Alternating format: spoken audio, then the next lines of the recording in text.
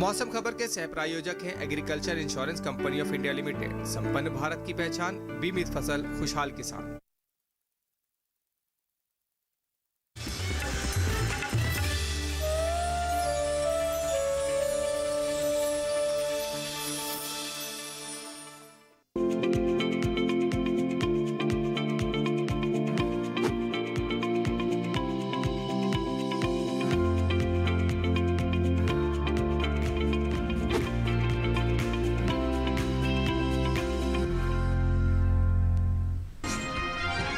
दो दिन हिमाचल प्रदेश और उत्तराखंड में कई जगह बारिश का अनुमान। गुजरात और सौराष्ट्र कच्छ के कई हिस्सों में बरसात के आसार। ओडिशा और झारखंड में बिजली की चमक के साथ चलेंगी तेज हवाएं। तमिलनाडु और पुदुचेरी में बिजली की चमक के साथ तेज हवाओं की संभावना। पश्चिमी राजस्थान के बाड़मेर में अधिकतम तापमान रहा 39.4 डिग्री। गुजरात के वलसाड में न्यूनतम तापमान 18 डिग्री दर्ज। नमस्कार, आप देख रहे हैं दूरदर्शन किसान। मौसम खबर में आप सभी का स्वागत है। मैं हूं आदिति शर्मा। मौसम खबर में जानेंगे आगे आने वाले दिनों में कहां होगी बारिश, कहां रहेगा मौसम साफ, कैसी रहेगी तापमान की स्थिति और साथ ही किसानों के लिए कृषि सलाह भी। लेकिन आइए बुलेटिन की शुरुआत करते हैं मौसम से जुड़ी कुछ खास खबरों के साथ। बता दें आपको, भारत मौसम विज्ञान विभाग के मुताबिक शुक्रवार और शनिवार को असम और मेघालय के छिटपुट हिस्सों में भारी बारिश के आसार हैं। इसके साथ ही अगर हम बात करते हैं उप हिमालय पश्चिम बंगाल और सिक्किम की, तो यहां भी जानकारी देते हैं आगे आने वाले 2 दिनों के दौरान इक्का दुक्का इलाकों में तेज वर्षा की संभावनाएं हैं। साथ ही आगे आने वाले 2 दिनों के दौरान नागालैंड, मणिपुर, मिजोरम और त्रिपुरा में कहीं कहीं जोरदार बरसात हो सकती है। और वहीं बात करते हैं हम ओडिशा की, तो बता दें 2 दिनों के दौरान यहां पर भी छिटपुट स्थानों पर मूसलाधार बारिश की संभावनाएं बनी हुई हैं। साथ ही बताएं आपको कि शनिवार को छत्तीसगढ़ में कहीं कहीं जोरदार बरसात की संभावनाएं बनी हुई हैं। तो वहीं सौराष्ट्र कच्छ में कल, तो दक्षिणी कोंकण गोवा में शनिवार को कहीं कहीं भारी वर्षा के आसार नजर आ रहे हैं। साथ ही जानकारी आपको दें कि आगे आने वाले 2 दिनों के दौरान तटीय आंध्र प्रदेश और शनिवार को तेलंगाना में गिनी चुनी जगहों पर बरसात की संभावनाएं हैं। और वहीं तमिलनाडु और पुदुचेरी में 2 दिन छिटपुट इलाकों में भारी बारिश के आसार बने हुए हैं। साथ ही बता दें आपको कि कल उप हिमालय पश्चिम बंगाल और सिक्किम में बिजली की चमक के साथ तेज हवाएं चलने की संभावनाएं हैं। और वहीं ओडिशा के साथ साथ झारखंड में कल बिजली की चमक के साथ तेज हवाएं चलने का अनुमान जताया जा रहा है मौसम विभाग द्वारा। तो ये थी मौसम से जुड़ी कुछ खास खबरें। जाना आपने कि आगे आने वाले 1 से 2 दिन की हम बात करते हैं तो मौसम के हाल में क्या कुछ खास रह सकता है। इसके साथ बढ़ते हैं आगे, बात करते हैं मौसम पूर्वानुमान की। इसमें खासतौर पे आपको बता दें कि उत्तर के पहाड़ी और मैदानी इलाकों में बारिश का अनुमान है। साथ ही पूर्वी भारत की अगर हम बात करते हैं तो यहाँ पर भी कुछ एक इलाकों में बरसात होगी। इसके अलावा पश्चिमी राज्यों में भी बारिश के आसार बने हुए हैं। वहीं हम रुख करते हैं दक्षिण भारत का। बता दें यहाँ पर भी कुछ एक इलाके हैं जहां पर बरसात की संभावनाएं बनी हुई हैं। तो आगे आने वाले 2 दिनों के दौरान कैसा रहेगा देश भर में बारिश का हाल, आइए जानें इस रिपोर्ट के जरिए। मौसम विभाग के अनुसार शुक्रवार को जम्मू कश्मीर और लद्दाख में कहीं कहीं बारिश होगी। शुक्रवार और शनिवार को हिमाचल प्रदेश और उत्तराखंड के कई हिस्सों में बरसात का अनुमान है। इसके अलावा 2 दिन पंजाब, हरियाणा और दिल्ली में इक्का दुक्का स्थानों पर वर्षा की संभावना है। पूर्वी और पश्चिमी उत्तर प्रदेश में 2 दिन छिटपुट इलाकों में बारिश के आसार हैं। साथ ही 2 दिन पूर्वी और पश्चिमी राजस्थान में कुछ जगह बारिश होगी। मौसम विभाग की माने तो पूर्वी भारत में 2 दिन बिहार, झारखंड और ओडिशा में कई स्थानों पर वर्षा हो सकती है। 2 दिन गांगे पश्चिम बंगाल के कुछ इलाकों में पानी बरसेगा।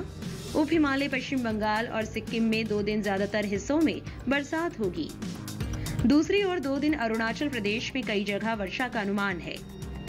असम और मेघालय में 2 दिन कई स्थानों पर बादल बरसेंगे। 2 दिन नागालैंड, मणिपुर, मिजोरम और त्रिपुरा के कई इलाकों में बारिश होगी। मध्य भारत की बात करें तो 2 दिन पूर्वी और पश्चिमी मध्य प्रदेश में कुछ जगह बरसात होगी। छत्तीसगढ़ और विदर्भ में 2 दिन कुछ स्थानों पर वर्षा हो सकती है।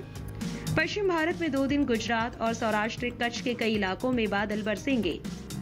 मध्य महाराष्ट्र और मराठवाड़ा में 2 दिन कुछ हिस्सों में पानी बरसेगा। रुख करते हैं दक्षिण भारत का। 2 दिन तटीय आंध्र प्रदेश, तेलंगाना और रायलसीमा के कई इलाकों में पानी बरसेगा। तमिलनाडु और पुडुचेरी में 2 दिन कुछ जगह वर्षा का अनुमान है। 2 दिन तटीय, उत्तरी और दक्षिणी आंतरिक कर्नाटक के कई हिस्सों में बारिश हो सकती है। केरल और लक्षद्वीप में 2 दिन कई स्थानों पर बरसात के आसार हैं। 2 दिन अंडमान निकोबार में ज्यादातर जगह बारिश का अनुमान है। तो अभी रिपोर्ट के जरिए आपने जाना कि आगे आने वाले 2 दिनों के दौरान देश में कहां-कहां पानी बरस सकता है। आइए इसके साथ आपको जानकारी दे देते हैं कि पिछले 24 घंटों के दौरान देश में कौन से वो इलाके हैं जहां पर बरसात दर्ज की गई। पिछले 24 घंटों की अगर हम बात करते हैं तो बता दें जम्मू कश्मीर में कहीं-कहीं बरसात हुई, हिमाचल प्रदेश में भी कुछ जगहों पर, तो उत्तराखंड में कई स्थानों पर बादल बरसे। साथ ही पंजाब, हरियाणा और उत्तर प्रदेश के अधिकतर हिस्सों में भी वर्षा दर्ज की गई पिछले 24 घंटों के दौरान। जी हां, देश के उत्तर पश्चिम मैदानी और पहाड़ी क्षेत्रों की बात करें तो ऐसा हाल रहा। वहीं अरुणाचल प्रदेश की अगर हम बात करते हैं तो कई स्थानों पर वर्षा हुई। असम और मेघालय में भी कई जगहों पर बादल बरसे। नागालैंड, मणिपुर, मिजोरम और त्रिपुरा में भी कई जगहों पर पानी बरसा। तो वहीं उप हिमालय पश्चिम बंगाल और सिक्किम में भी ज्यादातर स्थानों पर बरसात हुई। वहीं ओडिशा, बिहार और झारखंड में भी पानी बरसा। वहीं रुक करते हैं हम पूर्वी मध्य प्रदेश का। बता दें यहाँ कहीं कहीं तो पश्चिमी मध्य प्रदेश में कई इलाकों में वर्षा हुई। छत्तीसगढ़ में भी कुछ स्थानों पर पानी बरसा। वहीं पूर्वी राजस्थान के ज्यादातर हिस्सों में, पश्चिमी राजस्थान में भी पानी बरसा। गुजरात और विदर्भ में भी कई जगहों पर बरसात हुई। सौराष्ट्र, कच्छ, कोंकण, गोवा के अधिकतर इलाकों में पानी बरसा। तो मध्य महाराष्ट्र और मराठवाड़ा में भी कई इलाके हैं ऐसे जहां पर बरसात दर्ज की गई पिछले 24 घंटों के दौरान। वहीं बात करेंगे तटीय आंध्र प्रदेश, तेलंगाना और रायलसीमा की, तो बता दें कुछ हिस्सों में यहां बादल बरसे। तमिलनाडु, पुदुचेरी के कुछ इलाकों में भी बारिश हुई। तटीय कर्नाटक के अधिकतर हिस्सों, तो वहीं आंतरिक कर्नाटक में कुछ जगहों पर वर्षा हुई। केरल के कई इलाकों में भी पानी बरसा। इसके साथ ही बता दें अंडमान निकोबार में भी अधिकतर स्थानों पर पानी बरसा पिछले 24 घंटों के दौरान। तो जाना आपने पिछले 24 घंटों के दौरान देश के वो कौन से इलाके हैं जहां पर बरसात दर्ज की गई। इसके साथ आपको जानकारी देते हैं तापमान के हाल की, और सबसे पहले यहां पर बात करेंगे अधिकतम तापमान के हाल की। बता दें कि पिछले 24 घंटों के दौरान पूर्वी उत्तर प्रदेश के इक्का-दुक्का स्थानों पर अधिकतम तापमान सामान्य के मुकाबले 3 से 5 डिग्री ऊपर रहा। और छत्तीसगढ़ में भी कुछ जगहों पर अधिकतम तापमान ऐसा ही दर्ज किया गया। झारखंड की बात करें, अधिकतर जगहों पर अधिकतम तापमान सामान्य के मुकाबले 1.5 से 3 डिग्री ऊपर रहा। और बिहार में भी कुछ हिस्सों में अधिकतम तापमान सामान्य के मुकाबले 1.5 से 3 डिग्री तक ऊपर रहा। इसके विपरीत हरियाणा में कई स्थानों पर अधिकतम तापमान सामान्य के मुकाबले 5 डिग्री तक नीचे दर्ज किया गया। सौराष्ट्र, कच्छ में कई स्थानों पर अधिकतम तापमान सामान्य के मुकाबले 3 से 5 डिग्री तक नीचे दर्ज किया गया। बता दें आपको कि पंजाब के कई हिस्सों में अधिकतम तापमान सामान्य के मुकाबले 1.5 से 3 डिग्री तक नीचे रहा। और गुजरात में भी कुछ इलाकों में अधिकतम तापमान सामान्य के मुकाबले 1.5 से 3 डिग्री तक नीचे रहा। देश के मैदानी इलाकों में सबसे ज्यादा तापमान पश्चिमी राजस्थान में रहा। यहाँ के बाड़मेर में अधिकतम तापमान 39.4 डिग्री सेल्सियस दर्ज किया गया। तो ये था पिछले 24 घंटों के दौरान देश के अलग अलग क्षेत्रों में अधिकतम तापमान का हाल। इसके साथ आपको जानकारी देते हैं न्यूनतम तापमान के हाल की। बता दें कि पिछले 24 घंटों के दौरान सिक्किम के कुछ हिस्सों में न्यूनतम तापमान सामान्य की तुलना में 1.5 से 3 डिग्री तक ऊपर दर्ज किया गया। और इसके साथ ही अगर हम बढ़ते हैं आगे, बात करते हैं मध्य महाराष्ट्र की, तो बता दें कुछ स्थानों पर न्यूनतम तापमान सामान्य की तुलना में 1.5 से 3 डिग्री तक ज्यादा दर्ज किया गया। और देश के मैदानी इलाकों में सबसे कम तापमान गुजरात के वलसाड में रहा। यहां पर पारा 18 डिग्री सेल्सियस दर्ज किया गया। तो ये था पिछले 24 घंटों के दौरान देश के अलग अलग क्षेत्रों में न्यूनतम तापमान का हाल। इसके साथ बुलेटिन में वक्त हो चला है एक छोटे से ब्रेक का। ब्रेक के बाद हम जानेंगे कैसे करें बैंगन की खेती। आप बने रहिए दूरदर्शन किसान पर, देखते रहिए मौसम खबर।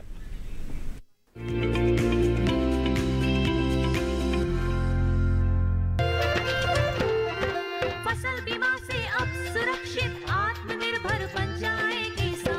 AIC के संग मौसम की मार अब नहीं करेगी तंग, नुकसान की होगी पूरी भरपाई। AIC किसान का हमराही। Agriculture Insurance Company of India Limited, संपन्न भारत की पहचान, बीमित फसल खुशहाल किसान। पर्यावरण भारत की चिति, देश का स्वभाव।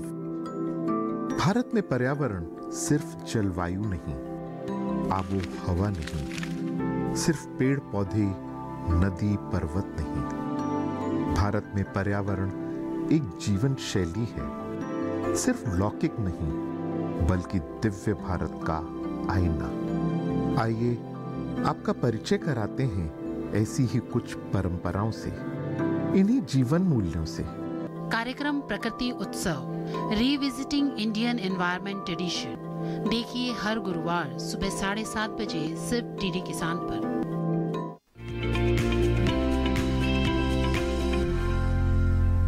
ब्रेक के बाद दूरदर्शन किसान के मौसम खबर में आप सभी का फिर से स्वागत है। बुलेटिन के इस हिस्से में हम बात करेंगे खेती किसानी की। बता दें आपको कि किसानों को अभी फसलों पर विशेष ध्यान देने की जरूरत है। अगर किसान कृषि विशेषज्ञों की सलाह से फसलों की देखभाल करते हैं तो अच्छी पैदावार ले सकते हैं। आइए जानते हैं कि इस मौसम में बुआई और कटाई को लेकर कृषि विशेषज्ञों की ओर से क्या सलाह दी जा रही है हमारे किसानों को। असम में धान की बुआई कर ले, धान के खेत से पानी की निकासी का प्रबंध करे, मूंग और उड़द के खेत में बुआई करते रहे, साथ ही किसान तिल के खेत में निराई करे। यही मूली की खेती के लिए खेत तैयार कर सकते हैं। वहां केले के खेत में पर्याप्त नमी बनाए रखे। इसके अलावा सुपारी के खेत में जरूरी उर्वरक का इस्तेमाल कर ले। यहाँ नारियल के खेत में भी जरूरी उर्वरक का प्रयोग करे। अभी जूट की कटाई कर सकते हैं। वहीं फूल गोभी की बुआई कर ले। इसी तरह पत्ता गोभी की बुआई करते रहे। असम में नींबू के खेत में निराई कर ले। किसान नींबू के खेत से खरपतवार निकाले। अरुणाचल प्रदेश में अदरक के खेत से जल निकासी की व्यवस्था कर ले। अदरक के खेत में जरूरी उर्वरक का इस्तेमाल करें। इसके साथ ही कीवी के खेत से पानी की निकासी का प्रबंध कर सकते हैं। वहीं केले के गुच्छों की कटाई करते रहे। यहाँ मक्के की कटाई कर ले। मक्के के खेत में जरूरी उर्वरक का प्रयोग कर सकते हैं। किसान धान के खेत में जरूरी उर्वरक का इस्तेमाल करें। इस समय संतरे में कीट लगने की संभावना बनी हुई है। ऐसे में संतरे में कीटों से बचाव के लिए कीटनाशक का प्रयोग करें। अरुणाचल प्रदेश में नींबू के बाग से जल निकासी का प्रबंध कर सकते हैं। तो अभी आपने रिपोर्ट के जरिए जाना कि अलग अलग क्षेत्रों के जो हमारे किसान हैं वो इस मौसम को ध्यान में रखते हुए किस तरह के कृषि कार्य कर सकते हैं, अपनी फसलों को सुरक्षित बनाए रख सकते हैं और आगे चलकर अच्छी गुणवत्ता युक्त उपज हासिल कर सकते हैं। आइए बढ़ते हैं आगे, बात करते हैं आज की फसल की। और आज की फसल में हम आपको बताएंगे बैंगन की खेती के बारे में। इस मौसम में बैंगन की बुआई की जा सकती है, लेकिन इसकी बुआई का सही तरीका क्या है और साथ ही साथ किन किन कीटों के खतरे से फसल को बचाने की जरूरत है, इन तमाम बातों के लिए आइए नजर डालते हैं हमारी इस खास रिपोर्ट पर।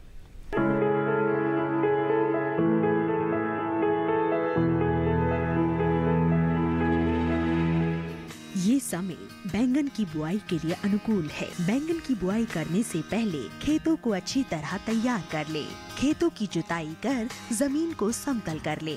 बुआई करते समय पौध से पौध की दूरी 60 सेंटीमीटर और पंक्ति से पंक्ति की दूरी 60 से 75 सेंटीमीटर रखें। किसान बैंगन की कई किस्मों की बुआई इस समय कर सकते हैं, जैसे पूसा श्यामला। बैंगन की ये किस्म लंबे आकार की होती है। इस किस्म की बुआई पंजाब, उत्तर प्रदेश, बिहार और झारखंड में कर सकते हैं। इस किस्म की 1 हेक्टेयर में 390 क्विंटल पैदावार ले सकते हैं। इसकी शाखाएं सीधी होती है और पौधा कांटा रहित होता है। पूसा पर्पल क्लस्टर की बुआई भी की जा सकती है। ये किस्म उत्तरी भारत के मैदानी और पर्वतीय इलाकों के लिए अच्छी होती है। 1 हेक्टेयर में 200 क्विंटल पैदावार ली जा सकती है। इसकी लंबाई 10 से 12 सेंटीमीटर होती है। इसका रंग गहरा बैंगनी होता है। इसके अलावा पूसा अंकुर की बुआई की जा सकती है। इस किस्म का आकार गोल होता है। पूसा अंकुर राजस्थान, गुजरात, हरियाणा, दिल्ली, मध्य प्रदेश और महाराष्ट्र में लगाने के लिए काफी अच्छी है। 1 हेक्टेयर में 350 क्विंटल फसल ली जा सकती है। पूसा उत्तम भी लगा सकते हैं। इसका आकार भी गोल होता है। बैंगन की इस किस्म की बुआई पंजाब, उत्तर प्रदेश, बिहार और दिल्ली में की जा सकती है। बुआई के तुरंत बाद पहली सिंचाई करें। ध्यान रखें कि दवा का छिड़काव विशेषज्ञों की सलाह से मौसम साफ रहने पर ही करें। बैंगन की अच्छी उपज आपको हासिल करनी है तो ये तमाम जानकारियां हैं जो आपको पता होनी चाहिए। इस तरह से आप प्रबंधन कार्य करेंगे, निश्चित तौर पर अच्छी उपज आप हासिल कर पाएंगे। बढ़ते हैं आगे। मौसम के अनुसार खेती किसानी की कुछ खास बातें आपको बता देते हैं। इस मौसम को ध्यान में रखते हुए तमिलनाडु के किसानों को सलाह है ज्वार की बुआई का कार्य कर लें। वहीं धान की खेती के लिए भी अच्छी तरह से खेतों को तैयार जरूर कर लें। वहीं तमिलनाडु में मक्के की बुआई कर सकते हैं इस समय किसान। साथ ही मक्के के खेत में सिंचाई का कार्य भी जरूर कर लें। वहीं तमिलनाडु में मूंगफली के खेत की अच्छी तरह से देखभाल जरूर करें। और जो मूंगफली की खेती करना चाहते हैं उनके लिए सही समय है, आप बुआई कर सकते हैं। वहीं हल्दी के खेत से जल निकासी का उचित प्रबंध जरूर कर लें किसान। साथ ही तमिलनाडु में टमाटर की रोपाई भी इस समय कर सकते हैं किसान, इसके लिए अच्छी तरह से तैयारियां कर लें। वहीं बैंगन के खेत से जरूरी उर्वरक का उपयोग करें। जी हां, अगर आपको कृषि विशेषज्ञों की सलाह चाहिए इसके लिए आप संपर्क कर सकते हैं। वहीं तमिलनाडु में कपास की बुआई का कार्य भी इस समय आप कर सकते हैं।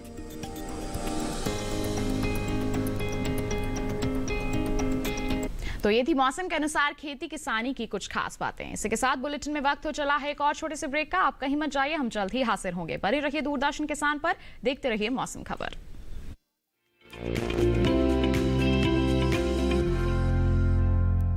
जानेंगे क्या है किसानों का हाल।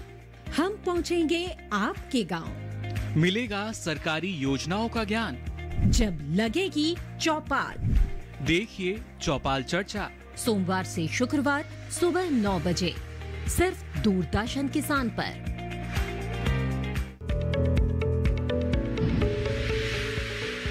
खुशहाल होंगे खेत, पशु रहेंगे स्वस्थ, सरकारी स्कीम का होगा लाभ, जब एक्सपर्ट्स का मिलेगा साथ, आपके सवाल विशेषज्ञों के जवाब, सिर्फ एक फोन कॉल की दूरी पर। देखिए किसानों का अपना प्रोग्राम हेलो किसान, सोमवार से शुक्रवार शाम 6 बजे से सिर्फ दूरदर्शन किसान पर।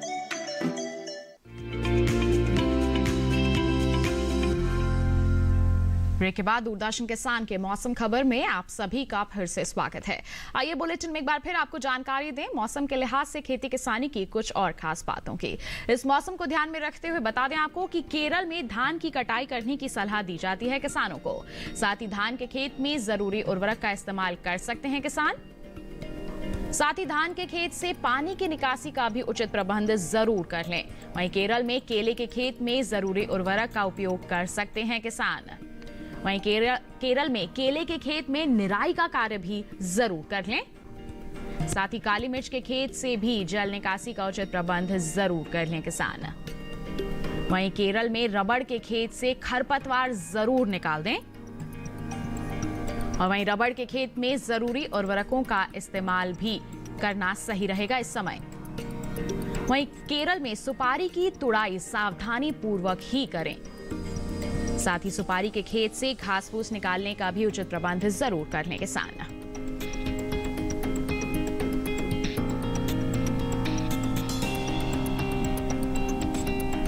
तो ये थी मौसम के लिहाज से खेती किसानी की कुछ और खास बातें। आइए बुलेटिन में बढ़ते हैं आगे, नजर डालते हैं मौसम के अहम झलकियों पर, जानते हैं आगे आने वाले 2 दिनों के दौरान क्या कुछ खास रहने वाला है मौसम के हाल में। बता दें भारत मौसम विज्ञान विभाग के मुताबिक तमिलनाडु और पुदुचेरी में 2 दिन छिटपुट इलाकों में भारी बारिश के आसार बने हुए हैं। साथ ही बात करते हैं उप हिमालय पश्चिम बंगाल और सिक्किम की, तो बता दें कल यहां पर बिजली की चमक के साथ तेज हवाएं चलने के आसार हैं। साथ ही ओडिशा और झारखंड में कल बिजली की चमक के साथ तेज हवाएं चलने का अनुमान जताया जा रहा है मौसम विभाग द्वारा। और वहीं कल पश्चिमी मध्य प्रदेश और विदर्भ में बिजली की चमक के साथ तेज हवाएं चल सकती हैं। बता दें आपको कि मध्य महाराष्ट्र और मराठवाड़ा में शनिवार को बिजली की चमक के साथ तेज हवाएं चलने के आसार बने हुए हैं। और वहीं 2 दिन तटीय आंध्र प्रदेश और शनिवार को तेलंगाना में बिजली की चमक के साथ तेज हवाएं चल सकती हैं। साथ ही बता दें आपको कि आगे आने वाले 2 दिनों के दौरान तमिलनाडु और पुदुचेरी में बिजली की चमक के साथ तेज हवाएं चलने की संभावनाएं बनी हुई हैं। तो वहीं शुक्रवार और शनिवार को असम और मेघालय के छिटपुट हिस्सों में भी भारी बारिश के आसार हैं। और वहीं उप हिमालय पश्चिम बंगाल और सिक्किम में आगे आने वाले 2 दिनों के दौरान इक्का दुक्का इलाकों में तेज वर्षा की संभावनाएं हैं। बता दें आपको कि 2 दिन नागालैंड, मणिपुर, मिजोरम और त्रिपुरा में भी कहीं कहीं जोरदार बरसात हो सकती है। तो ये था मौसम का हाल। आइए इसी के साथ चलते चलते एक नजर अगले 4 दिनों के लिए 9 शहरों के तापमान पर।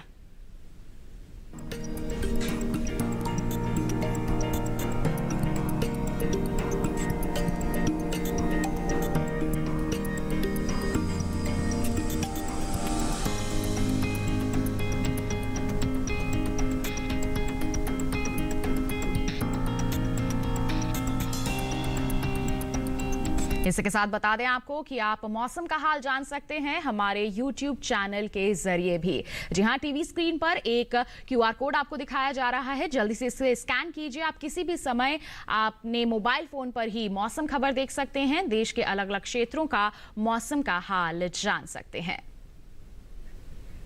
तो इसी के साथ आज के मौसम खबर में बस इतना ही। उम्मीद है कि मौसम खबर से आपको जरूर मदद मिल रही होगी। मौसम का ताजा हाल और कृषि सलाह लेकर हम फिर होंगे हाजिर। आप बने रहिए दूरदर्शन किसान के साथ। नमस्कार।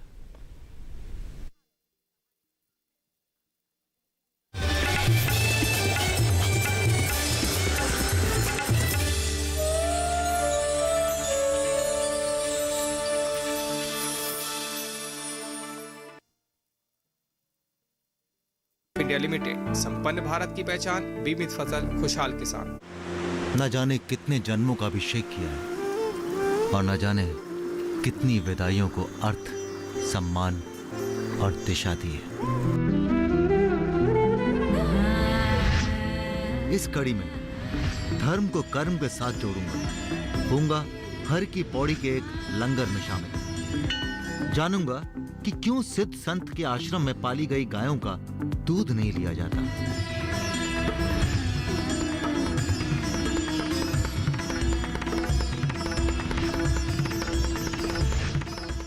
हमारे साथ मौजूद है रीटा बहुगुणा जोशी, जो उत्तर प्रदेश के प्रयागराज से लोकसभा सांसद है।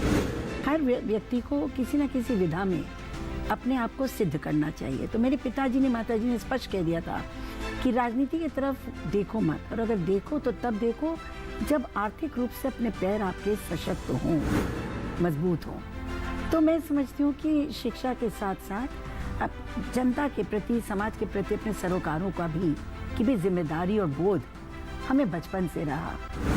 तो मैं ये कहूँगी कि अंदर से भी इच्छा थी कि कोई ऐसी जगह बैठे जहाँ से हम अपने माता पिता की लेगेसी को आगे बढ़ा सकें। देखिए मेरे साथ नेत्री, महिला सांसद, और उनकी कहानियां सिर्फ डीडी किसान पर।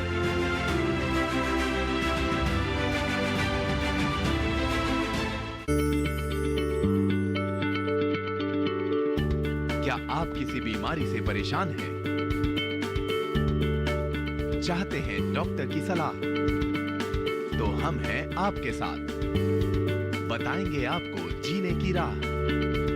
समस्याएं आपकी, समाधान देश के मशहूर विशेषज्ञों के। घर बैठे बात करें देश के जाने माने डॉक्टरों से। हमारे लाइव प्रोग्राम स्वस्थ किसान में हर शनिवार शाम 6 बजे से 7 बजे तक। राजकुमारी, चलिए प्रतियोगिता करते हैं। देखते हैं वहाँ पहले कौन पहुँचता है।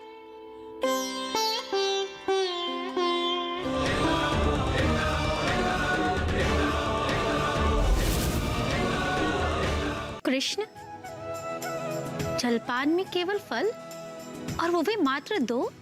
बुआ, रात भर हम निद्रा नहीं ले पाए। किंतु आप रात भर जागे क्यों? बसंत की बीवी को तो चाहिए था कि गर्भ ही गिरा देती, पर वो तो ठहरी क्रांतिकारी। मुझे तो ऐसे लगता है कि आप ठेकेदार से डरते हैं। तूने जो पाप किया था उसकी सजा बहुत बड़ी है। पहला फौजी देखा जो लड़ना नहीं चाहता। अगर लड़ना है तो दिमाग से लड़िए। तो क्या दीवान सिंह पर पहले भी ठेकेदार ने हमला करवाया था? जनधन योजना के तहत 0 बैलेंस के साथ खोले जाने वाले खाते इस गांव के लिए क्रांति लाएंगे।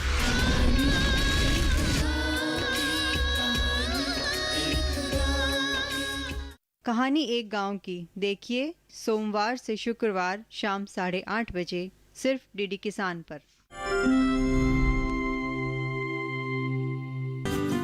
उत्तर प्रदेश की औद्योगिक नगरी कानपुर से लगा हुआ जिला कानपुर देहात है। कानपुर देहात खाद्यान्न के क्षेत्र में महत्वपूर्ण स्थान रखता है। यहाँ मुख्य रूप से धान, गेहूं और सब्जियों की खेती की जाती है। कानपुर देहात के विकास खंड मैथा का मझियार गांव भी खाद्यान्न फसलों के उत्पादन के लिए जाना जाता है। माया देवी मझियार गांव की रहने वाली हैं। इनकी उम्र लगभग 48 वर्ष है। माया जी के पास 3 बीघा जमीन है, जिसमें वो स्वयं खेती करती हैं। कृषि विज्ञान केंद्र दलीप नगर कानपुर देहात से जुड़ने से पहले माया देवी तकनीकी ज्ञान के अभाव में अपनी खेती से अच्छा आर्थिक लाभ नहीं कमा पा रही थी, जिसके कारण उनके दैनिक जीवन में समस्याएं बनी हुई थी। हमारे पास 3 बीघे जमीन है, उसमें मैं थोड़ा सा गेहूं धान कर लेती हूँ। इसके बाद सारी जो बचता है उसमें सारी सब्जी उगाती हूँ। जब मैं केवीके से नहीं जुड़ी थी तब मेरा परिवार अच्छे ढंग से नहीं चल पा रहा था। कहीं धनिया बोती थी, कहीं चुटुर पुटुर कर लेती थी, उससे मुझे कोई जानकारी भी नहीं थी। जब से मुझे जानकारी हुई तब से हमारा सारा खर्च अच्छे से चलने लगा। साल 2014 में माया देवी ने कृषि विज्ञान केंद्र कानपुर देहात से गृह वाटिका में प्रशिक्षण प्राप्त किया। उन्होंने वैज्ञानिकों के सहयोग से अपने घर के पास 250 वर्ग मीटर की एक गृह वाटिका का निर्माण किया। इसमें वह सब्जी उत्पादन का कार्य करने लगी। घर में प्रयोग के बाद बची हुई सब्जियां उन्होंने बाजार में बेचना शुरू किया और उससे आर्थिक लाभ भी कमाया। सब्जी उत्पादन में आर्थिक लाभ को देखते हुए उन्होंने अपनी खेती योग्य जमीन पर भी सब्जी उत्पादन शुरू किया और इस कार्य में उन्होंने कृषि विज्ञान केंद्र के वैज्ञानिकों से तकनीकी सलाह ली। सब्जियों में भी उन्होंने सबसे ज्यादा परवल की खेती पर जोर दिया, जिसमें उन्हें एक फसल में लगभग 25,000 रुपए का लाभ हुआ। इसी प्रकार उन्होंने प्याज की खेती पर भी जोर दिया और लगभग 8,000 का लाभ कमाया। इसके अलावा माया देवी मौसमी सब्जियों का उत्पादन कर अपनी आर्थिक स्थिति को बेहतर बना रही हैं। सबसे पहले मैंने गृह वाटिका एक बनाई 1 बिस्वे में। उसमें मैंने गाजर, मूली, पालक, शलगम, चुकंदर यानी सारी चीज अपनी सब्जी उपलब्ध की। उससे भी मुझे बहुत अच्छा प्रॉफिट हुआ। उससे मैं अपना सारा खर्च चलाती हूँ। हमारा बहुत अच्छे से परिवार चल रहा है। माया देवी न सिर्फ सब्जी उत्पादन का कार्य कर रही हैं, बल्कि पशुपालन के क्षेत्र में भी आगे बढ़ रही हैं। दुग्ध उत्पादन से माया देवी लगभग 10,000 रुपए सालाना कमा रही हैं। हमारे पास पशु हैं, भैंसें हैं। उससे मैं 15 लीटर दूध निकालती हूँ और वो दूधिया को ना देकर बाजार ले जाकर के अपना स्वयं ही धंधा करती हूँ। उससे हमारा अच्छा पैसा निकलता है। उसी से अपना सारा परिवार का खर्च चलाती हूँ। माया देवी ने कृषि विज्ञान केंद्र दलीप नगर के तकनीकी सहयोग से सर्दी के मौसम में मशरूम उत्पादन का भी काम शुरू किया है। सब्जी और पशुपालन से हमने अपने बच्चों को पढ़ाया लिखाया, सब्जी का धंधा किया और हमने अपने बच्चे और बच्चियों की शादी की और अपना घर भी बनवा लिया। इस तरीके से अपना हम परिवार में कल कुशल से रह रहे हैं। माया देवी के पति सुखराम भी उनका खेती और पशुपालन कार्यों में सहयोग कर रहे हैं। माया देवी अपने परिवार के साथ खुशहाल जीवन बिता रही हैं। गांव में उनका मान सम्मान भी बढ़ा है।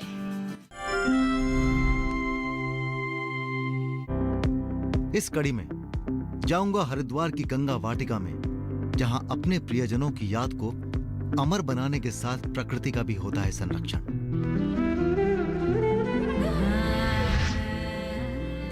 हरिद्वार की खूबसूरत गंगा आरती में होऊंगा शरीक। पहुंचूंगा अपर गंगा कैनाल पर बसे रुड़की शहर।